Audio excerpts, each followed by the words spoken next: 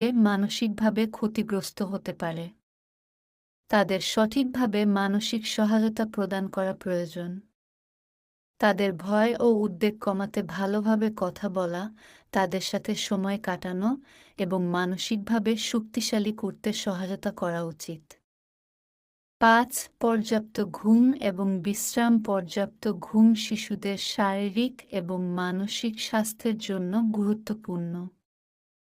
বন্যার কারণে শরণার্থী শিবিরে বা অস্থায়ী আবাসনে অবস্থান করলে অভিভাবকদের উচিত তাদের বিশ্রাম নিশ্চিত করা। যদি তাদের ঘুমানোর পরিবেশ শিথিল থাকে, তাহলে তাদের শরীর ও মন আরও দ্রুত সুস্থ হয়ে উঠবে।